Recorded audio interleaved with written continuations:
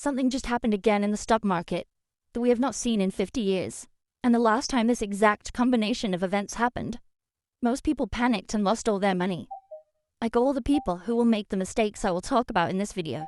On the other hand, a small group of people got quietly, generationally wealthy. That was 50 years ago.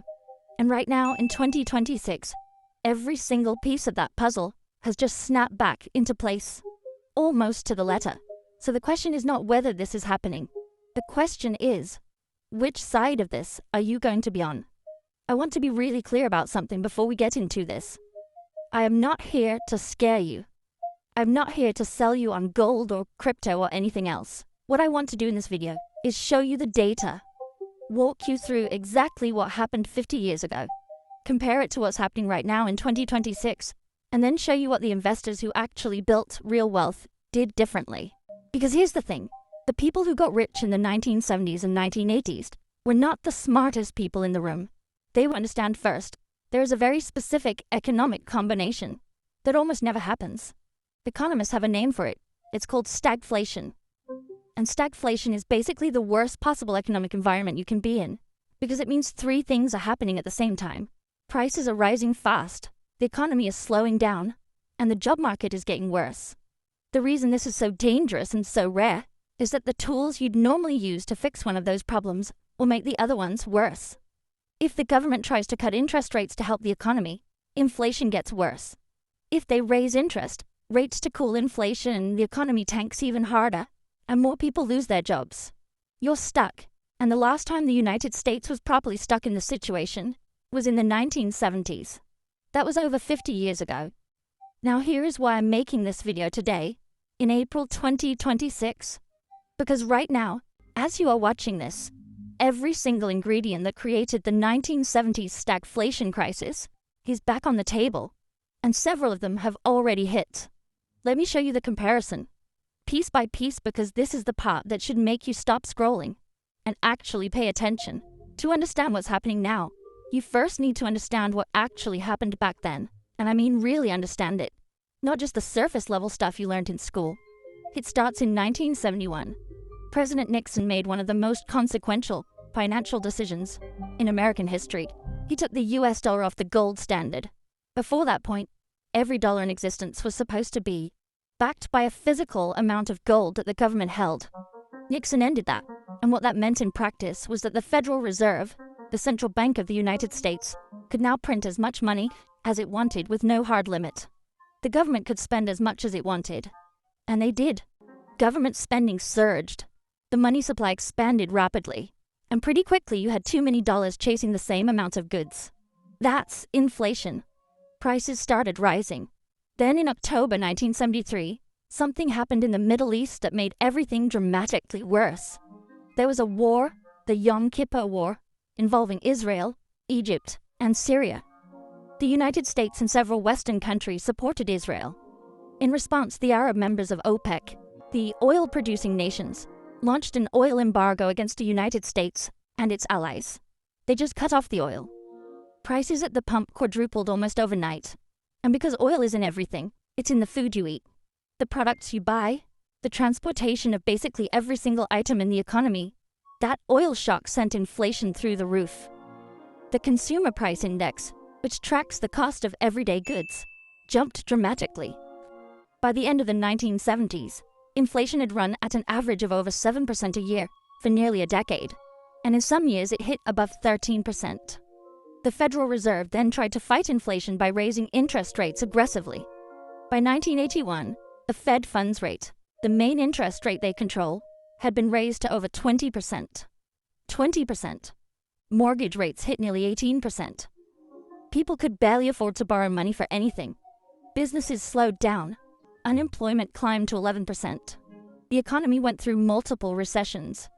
And all of this happened because of that original chain of events. Money printing, then an oil shock, then stagflation, then aggressive rate hikes, then recession.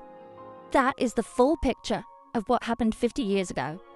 Now let me show you what's happening right now. Step 1. Money printing. After COVID hit in 2020, the US government and the Federal Reserve did something almost identical to what happened in 1971. To prevent an economic collapse, They printed trillions of dollars. The Federal Reserve's balance sheet went from about $4 trillion to over $9 trillion in roughly 2 years. Direct stimulus checks went to Americans. Trillions in government spending programs were passed. The money supply in the United States grew faster than it had in decades. And exactly like in the 1970s, that money printing created a massive inflation problem. By mid-2022, inflation in the US hit 9.1%, the highest level in over 40 years. Sound familiar? Oh, and if you want more money to invest during a crash, you can just open your YouTube channel, since YouTube is the golden opportunity of this decade, and I can help you in my free community in the link below. Step 2. The oil shock. Here's where things get very specific and very recent. In early 2026, the United States and Israel launched military actions against Iran. Iran responded by blocking the Strait of Hormuz, a narrow waterway in the Persian Gulf that, before the conflict, handled roughly 1/5 of the entire world's daily oil supply. 1/5 gone. Oil prices spiked past $100 a barrel for the first time since 2022.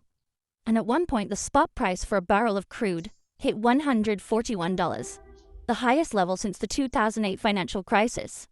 Gas prices went up, diesel went up, and because oil is embedded in the cost of almost everything, all of those prices started moving higher too. This is the oil shock. It happened in 1973. It has now happened again in 2026.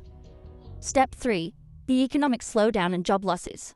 The Bureau of Labor Statistics reported that in February 2026, the U.S. economy shed 92,000 jobs in a single month, and the unemployment rate climbed to 4.4%. At the same time, core inflation, the Federal Reserve's preferred way to measure price increases, was sitting at 3%, a full percentage point above their 2% target. And market veteran Ed Yardeni, founder of Yardeni Research, publicly raised his odds of a 1970s-style stagflation scenario to 35%. That's not a small number. That means 1 in 3 chance of the worst economic environment in 50 years. Step 4. The Fed is stuck. Just like in the 1970s, the Federal Reserve is now in an impossible position. Before this oil shock hit, markets were expecting the Fed to cut interest rates in June 2026 to stimulate the economy.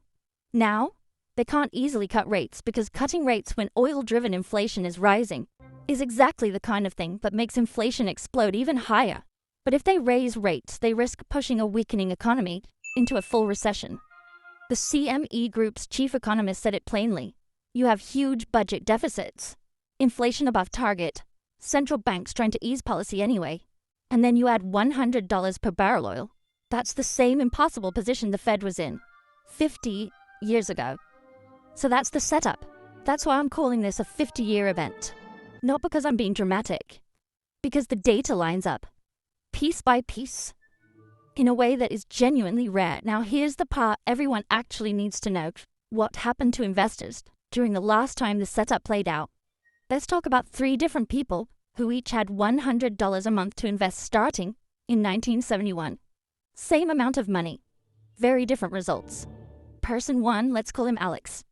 Alex invested that $100 a month into the S&P 500, just a basic index fund tracking the biggest US companies. Over the 10 years from 1971 to 1981, they put in about $13,200 total, and their investment grew to around $21,500. That sounds good on the surface, but here's the problem. Inflation over that decade ran at roughly 124%. The cost of living more than doubled. So yes, their money grew by about 60%. But the purchasing power of that money actually went backwards. They technically had more dollars, but those dollars could buy significantly less than when they started. In real terms, they lost ground. Person 2, let's call up Veronica. Veronica just kept their money in a savings account. Same $100 a month, same 10-year period.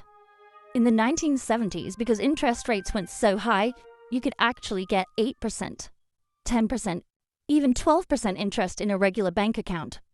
That was real. So their $13,200 grew to around $20,000. Still less than the stock market,